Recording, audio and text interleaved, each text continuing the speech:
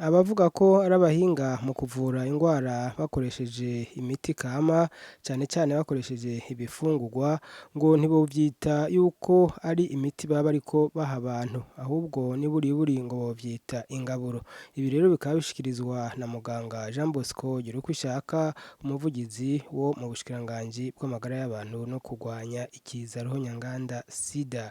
Reka tumwumvirize kuko hari n'ibindi vyinshi yashikirije kuri ivyo, mbere akaba yanahaye impanuro bene abo bantu.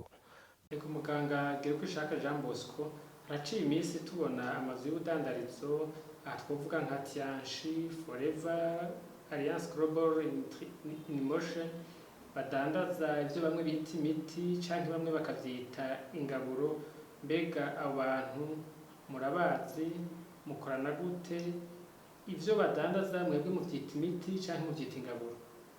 Murakoze cyane kuri ico kibazo. Bwa mbere twagomba tubamenyeshe yuko tuhagaze ku kijanye n'ingene mu kuvura bigenda, hariho imiti isanzwe ikoreshwa, ariko turazi ko hasanzwe hariho kandi n'ingaburo nazo nyene ziremewe mu gisata c'ubuvuzi, ariko hariho itandukaniro hagati y'imiti n'ingaburo nk'uko tuza kubishikako.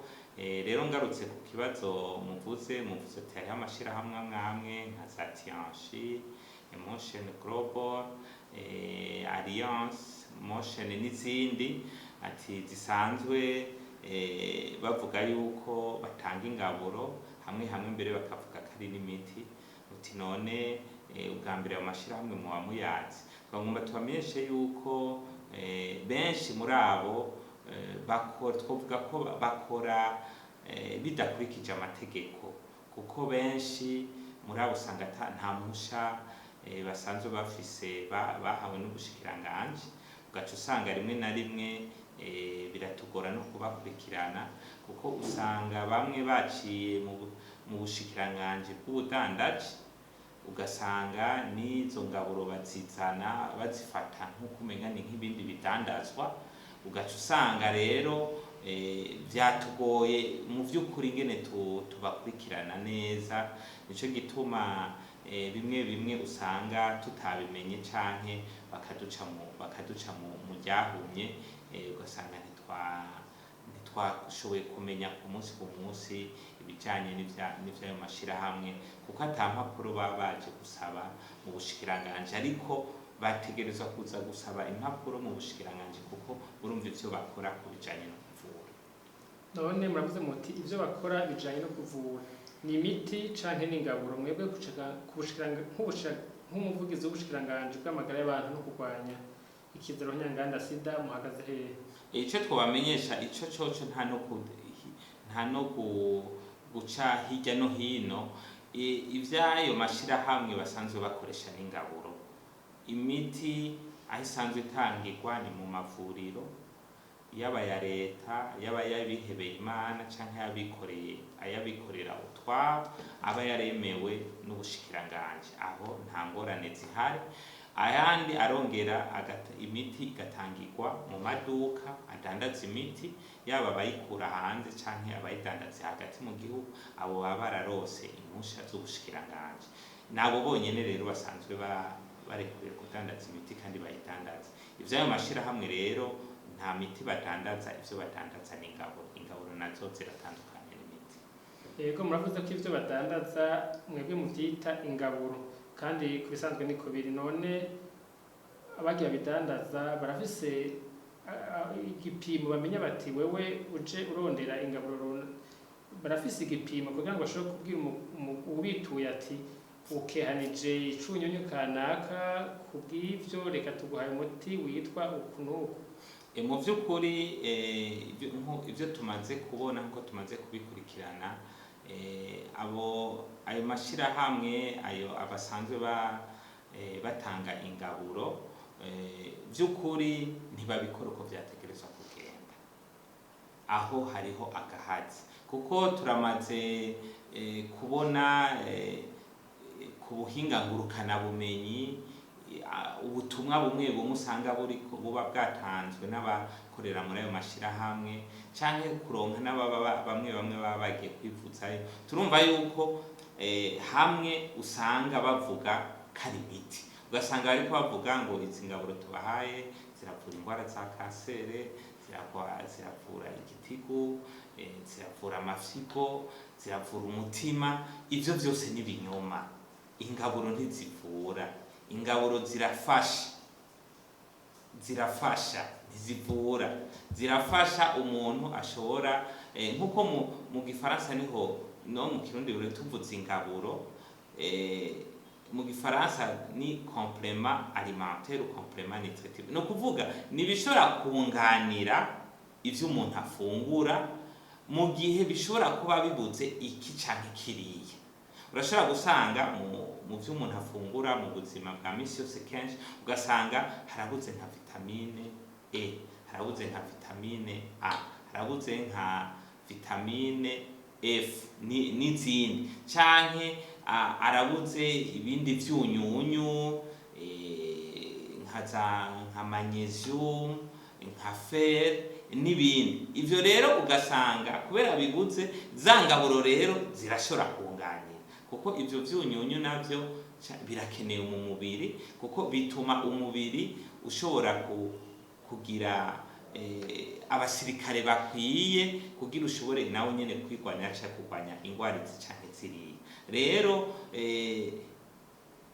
zirya ni ingaburo zishobora kunganira umubiri gufasha, canke iyo umuntu agwaye akaba ariko arafata umuti zishobora kunganira nka kurya muzi no kwa muganga bishobora gushika ugasanga uriko urafata umuti tukanakwandikira na vitamine, tifata na vitamine canke fata multivitamine, ko tuba twabonye ati uko umubiri umeze urazikenye. Tukabona rero ati tukwandikire wa muti uvura ingwara, mugabe iruhande yo ngaho tuguhe rero na zangaburo. Urumva rero zirashobora gufasha mu gihe umuntu tuba tubona ko adasanzwe adafise ivyunyunyu bikwiye canke amavitamine akwiye, ariko ntibivura.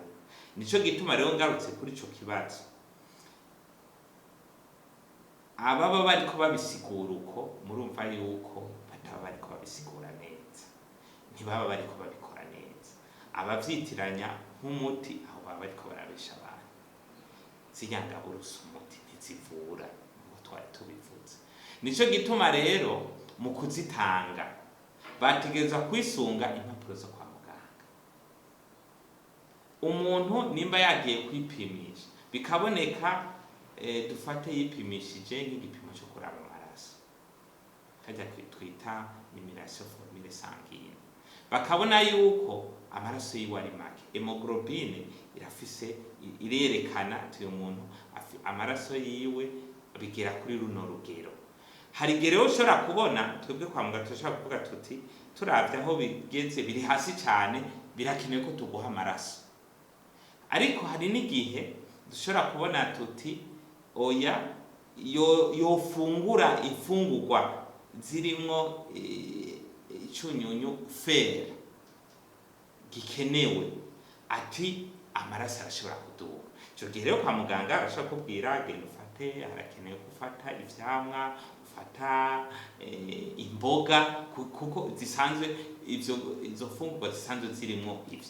Mugabo rero hariho n'ingaburo rero nkaho zisanzwe rero zirimo iyo fere, nk'ico gihe barashobora kuyitanga.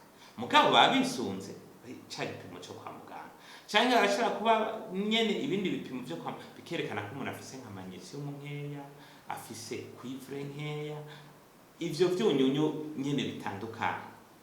Ibipimo nivyo rero bategereza kwisunga byo kwa muganga bishobora kwerekana intuze.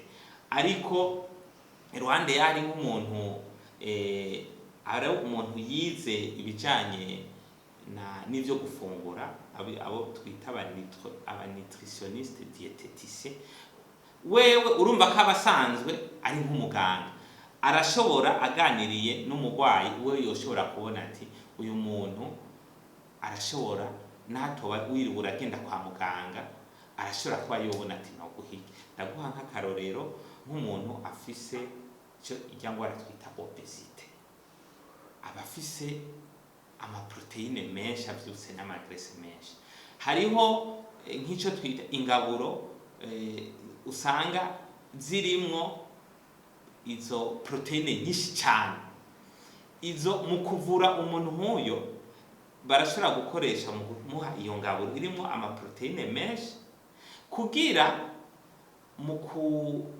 umubiri mu kuyahingura, umubiri mu guhingura y'amaproteine menshi ucukoresha ingufu nyinshi, ucukoresha usanga rero ukoresheje y'amalipide n'amagliside, vya bindi bisanzwe bituma umuntu avyibuha cyane. Ivyo rero mu kubikora umubiri mu gukoresha cyane ivyo ugasanga rero ariko umuntu arapunguka. Nk'ivyo biriho ubwoko bw'ingaburo usanga burimo ivyo amaproteine menshi, hakabaho n'ubwoko bw'ingaburo usanga burimo amavitamine. Abantu babonye ati umuntu arabuze vitamini kubera ingwara kanaka, hanyuma canke zirimo ivyunyunyu, ayo mafere, ayo makwivira, ayo magnesium n'ibindi. Ivyo rero mu vy'ukuri nkuko narinda bivuze bategerezwa kwisunga impapuro zo kwa muganga. Ntibarekuriwe kuvura, nta n'ubushobozi bwo kuvura bafise. Baradandaza nka kurya mu maduka dandaza umuti, umurwayi bamuha umuti yandikiwe na muganga.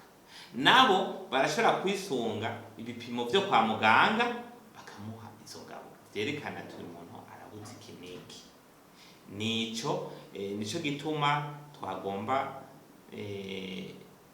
gusaba abenegihugu ntibaze barahendwa bagwaye baje kwa muganga.